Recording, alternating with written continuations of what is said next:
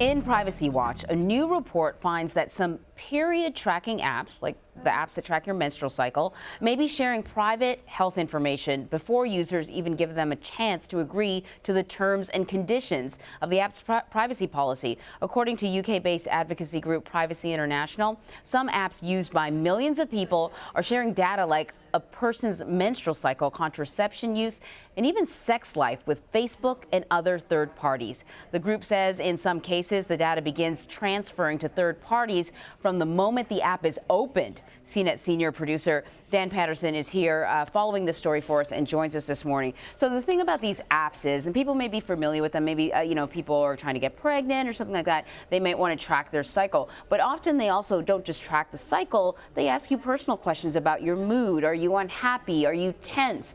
When's the last time you had sex? So it becomes very, very intimate very quickly. What did this report reveal? Yeah, so Anne-Marie, the report centered on not just analytics data, but according to them, apps that share user-entered data. So this would be, like you said, a woman's menstrual cycle, your sexual activity, your sexual health, information that you might feel comfortable sharing only in an encrypted setting or with your health professional. This information was shared, again, according to the report. When a user opened the application, it uploaded some data like activity to the Facebook SDK, that's the software development kit that app developers use to integrate with analytics programs used to target advertising. So is there a clear sort of privacy policy that is, that the user has an option to check into or check out of? Yeah, so that's a great question. Yeah. There are a number of privacy policies. Whether any of these are clear is ambiguous. Right. Look, your phone comes with a privacy policy, whether you use iOS or Android. Your phone has a policy about what apps should or should not do. Facebook has their own privacy policies, and in fact, I reached out to Facebook on Friday. They told me that our terms of service prohibit developers from sending us sensitive information like what could be in these applications. So then how does that explain what this group has uncovered? Well, that's still pretty unclear at this point. We also reached out to a half dozen of the applications listed in the story here, and Maya got back to us with a very strongly worded statement that said they never share this type of health data, and that the story is absolutely false, baseless, and very, very inaccurate. It is also one-sided and sensational.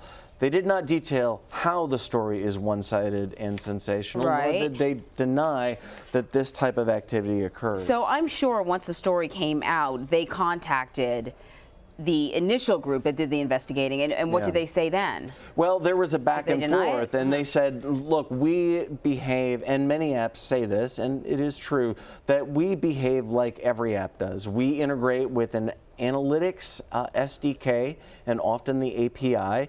This is a way for our application to talk to the phone and understand what you, the user, are inputting on that phone, and then to a social network.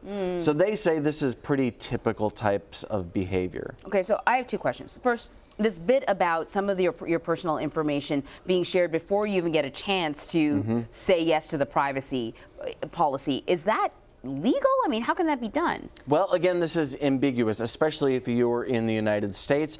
The jurisdiction and the privacy policies kind of range. For example, if you're in California, there are stricter privacy laws. But in Europe, it's less ambiguous because of the GDPR, which went into effect last May. This is pretty clear about not just what apps are supposed to be sharing, but also how they disclose this to users and the potential penalties for violating user privacy. And then the other thing that I kept on thinking is that this is personal health information. I mean, it's very heavily protected here. Being a journalist, I know you go to a hospital, you want to find out about somebody who's been admitted. All they can tell you is somebody has been admitted. They can tell you their condition, and that is it. And so aren't there sort of special guidelines when it comes to health information being collected? Well, there are special guidelines, Anne-Marie, and everyone in this chain claims that they're following those guidelines. Okay. But what's very clear, and very clear at least from this report, because they provided even screenshots, that data is being shared. So somewhere along the line, there is something that is not congruous with the reality of what these apps are sharing about your very personal and private health information. So here's the thing about these apps is they are a valuable tool for people. So you want access to this tool. Is there anything you can do to protect your personal information? Well, there are things that we can do. We can read those privacy policy agreements, although often this kind of leaves us in the lurch. On the one hand, Anne-Marie, I want the same tools that everyone else has that you just mentioned. These are very useful tools.